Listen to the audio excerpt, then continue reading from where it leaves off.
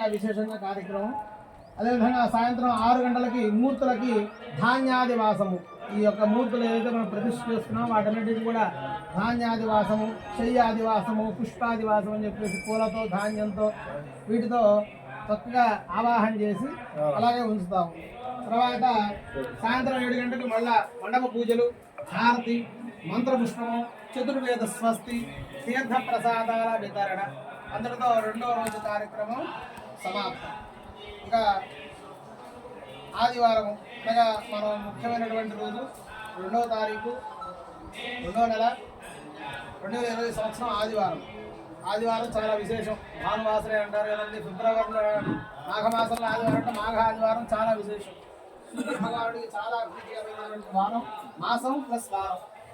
అలా ఆదివారం రోజున ఉదయం 6 గంటలకి గురువందనము, గోపూజ, గణపతి పూజ, మళ్ళా పుణ్యాహవాచన, మూర్తుల ప్రక్షాళన. మూర్తులని గ్రామోత్సవం చేస్తాం కదా, శయాదివాసం చేస్తాం కదా, గ్రామోత్సవం చేసుకుని వచ్చిన తర్వాత శయాదివాసం చేస్తాం. వాటి నుండి కూడా మళ్ళీ శుభ్రంగా తీసి శుభ్రంగా కడగడం, మండప పూజలు, కర్తన్యాసం, ధాతున్యాసం. అంటే ఈ మూర్తుల్ని తీసుకొని వెళ్ళి ఎక్కడైతే మనం దేవతల్ని ప్రతిష్ఠ చేస్తున్నామో అక్కడ తీసుకొని వెళ్ళి ఆ ప్రతిష్ఠ చేసినటువంటి ప్రదేశంలో ఉంచి కర్తన్యాసం అని చెప్పేసి, ధాతున్యాసం అని చెప్పేసి ఆ న్యాసాలు చెప్పి అప్పుడు నవగ్రహాల యంత్రం పెట్టి నవగ్రహాల యొక్క స్థానాలు, నవరత్నాలు ఇవన్నీ కూడా ఉంచి అప్పుడు మన యొక్క స్వామివారిని ప్రతిష్ఠ చేస్తాం. అది 9 గంటలకు ఖచ్చితంగా ముహూర్తం. ఏమేం చేసుకుని ఈ కార్యక్రమాలు ఎలా చేసుకున్నా కానీ ఆ రోజున ఖచ్చితంగా 9 గంటకి మనం ప్రతిష్ఠ చేయాల్సిందే. దానికి అందరూ సమయానుకూలంగా సహకరించాల్సిందే. దాని యొక్క ఆలోచన ఈ 2 కార్యక్రమాలు ఒక రకంగా అటు ఇటు ఏదైనా పర్లేదు. కానీ ఆ రోజు కార్యక్రమం మాత్రం ఎట్టి పరిస్థితుల్లో ముహూర్తానికి ప్రతిష్టాపన జరగాల్సిందే. కనుక దానికి తగ్గట్టుగా మనం కూడా అన్ని రకాలుగా సిద్ధంగా ఉండాలి.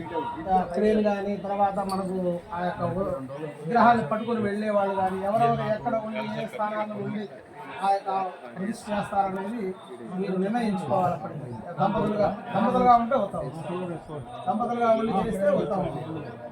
తర్వాత యంత్ర విగ్రహ ప్రతిష్ట దిగ్బంధన కళావాహన.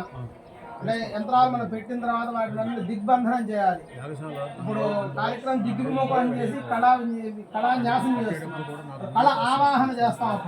ఇప్పుడు చేసేది కళాన్యాసం. అంటే అమ్మవారిని ఉన్నటువంటి కళలు తీసుకొచ్చి అక్కడ కుండలు, అక్కడ బిల్లు పెట్టాం కదా, ఆ బిల్లులు ఆవాహన చేస్తాం. కలశం, ఆ కలశంలో ఆవాహన చేసి తీసుకువెళ్ళి మన శివాలయాల వారి మందిరంలో పెడతాం.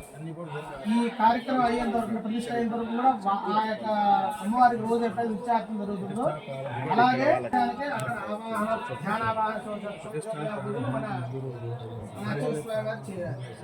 కనుక అలాగే అలా ఆవాహన. ఇప్పుడు అదే కలశం తీసుకొచ్చి మళ్ళా అమ్మవారి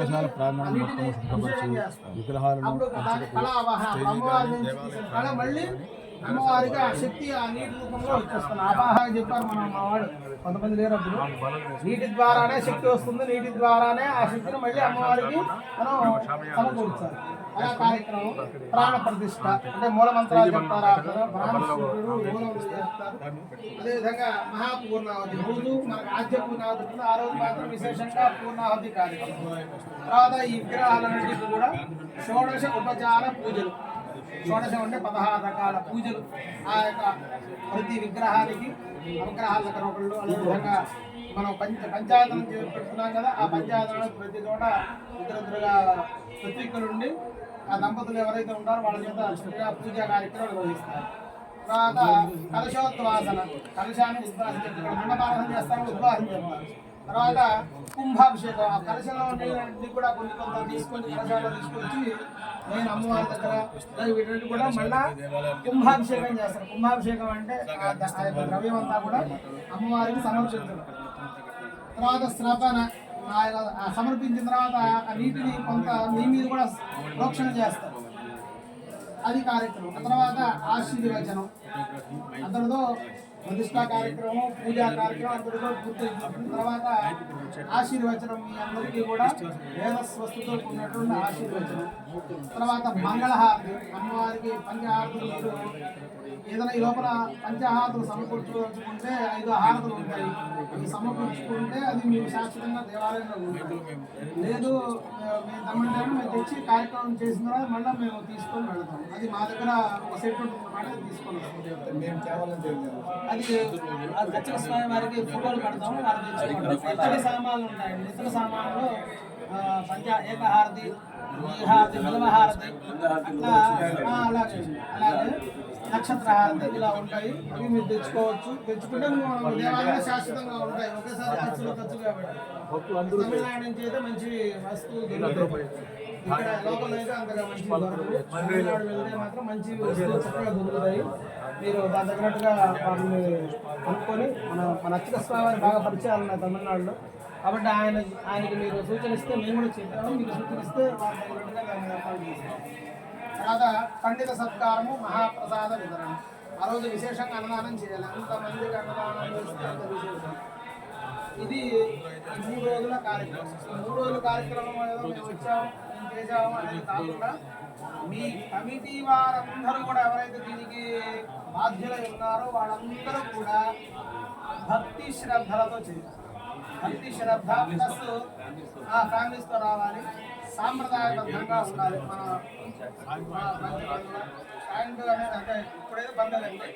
ఆ కార్యక్రమాలంతా కూడా ఏంటంటే మన సాంప్రదాయ వస్త్రధారణతో కార్యక్రమంలో పాల్గొంటే మన సాంప్రదాయం మన హిందూ ధర్మం ప్రకారం కార్యక్రమం జరిగేట్టుగా ఉంటుంది. తర్వాత ఫలితం కూడా మనం అనుభవించలేకపోయినా మన తరతరాలు దేవాలయం ప్రతిష్ఠ చేయడం గొప్ప కాదు. దాంట్లో సరైనటువంటి పూజా విధానం జరిగిందా లేదా అనేది చూసుకోవడం అటువంటి విశేషమైన అర్చకులు దొరికాడు. నేను మాత్రం మనస్ఫూర్తి మాట ఆయన్ని అభినందిస్తున్నాను. ఆయన శ్రద్ధాశక్తులతో ఈ కార్యక్రమాన్ని మేము చూసినా ఉన్నాం. కానీ అర్చకులు ఆయన మాకెందుకులే కమిటీ వాళ్ళు చూసుకుంటారు అని చెప్పేసి వదిలేసేవాళ్ళు ఎక్కువ. కానీ ఆయన నా కార్యక్రమం నా గుడి అన్నటువంటి ఆలోచనతో ఈ కార్యక్రమాన్ని ఎంతో భక్తి శ్రద్ధలతో ఆశిస్తున్నారు. మీరు కూడా ఏంటంటే ఆ కార్యక్రమం రోజున భక్తి శ్రద్ధలతో 3 రోజులు కూడా అంటే 4 రోజులు ఉండాలి. ముందు రోజు వచ్చేయాలి. అందరూ 3 రోజులు నైట్ వచ్చి స్టే అవుతాం. మరుసటి రోజు ఉదయాన్నే వద్దాం అనుకోబాగా, ఎందుకంటే సమయానికి అందుకోలేకపోవచ్చు. కాబట్టి ముందు రోజు నైట్ వచ్చి అందరూ కూడా సంసిద్ధులై ఉండి ఈ కార్యక్రమాన్ని అమ్మవారి అనుగ్రహంతో, అదేవిధంగా మా అన్నయ్య గారు ఈయన వనపల్లి గణపతి శాస్త్రి వనపల్లి గణపతి శాస్త్రి గారిని ఎంతో విశేష ప్రతిష్టలు చేశారు. విజయవాడలో మంచి పేరు. వారి ఆధ్వర్యంలో ఈ కార్యక్రమం నిర్వహణ జరుగుతుంది. ఈయన హనుమద్ ఉపాసకులు పై నేను కూడా హనుమంతుని దేవాలయం కనుక వీరి ఆధ్వర్యంలో కార్యక్రమం ఎంతో వైభవపేతంగా జరుగుతుంది. అయితే ఏంటంటే వీటన్నిటికీ కూడా వచ్చేటువంటి అర్చకులందరూ కూడా బాగా డొక్క శుద్ధి ఉన్న వాళ్ళు. ఇప్పుడు మా వాళ్ళు మంత్రాలు చెబుతున్నారు చూశారు కదా, ఎవరు కూడా మేమైతే వాళ్ళు మాత్రం గట్టిగా మంత్రం చెప్పగలిగిన వాళ్ళే ఈ కార్యక్రమానికి వచ్చి చక్కగా చేయించే విధానం బాధ్యత మాది. చేయించుకునే బాధ్యత మీరు. స్వస్తి. ఇంకేమైనా డౌట్ ఉంటే మీరు అడగండి చక్కగా. ఏమంటే ఇప్పుడు మూర్తులు ఎన్ని ఉన్నాయి, అన్ని మూర్తులకు ఒక్కొక్క జోడి నవగ్రహాలన్నిటికీ మొత్తం నవగ్రహాలకు ఒక జోడి, మళ్ళీ మిగిలిన మూర్తులకు ఒక్కొక్క జోడి. అలా ఉంటే ఏంటంటే దంపతులుగా ఉంటే కార్యక్రమం చక్కగా ఉంటుంది. ఏదో ఒకళ్ళుగా వచ్చి వేస్తే అది తెలియని ఏమన్నా మీకు తెలియదు చెప్పక్కర్లేదు. మీకు దాదాపు అన్ని విషయాలు తెలుసు. కాకపోతే ఏంటంటే మీకు వివరం చెప్పాలి కాబట్టి నేను కొన్నాక చెప్పాను కూడా. మీరు అట్లీ 101 जोड़ी बस 101 जोड़ी దంపతులుగా తీసుకుంటే అది కార్యక్రమం పడుతుంది. అదేవిధంగా అది అక్కడ మృత్యుంజయ లింగం పెట్టమని చెప్పాను. సిద్ధం చేసుకున్నారు.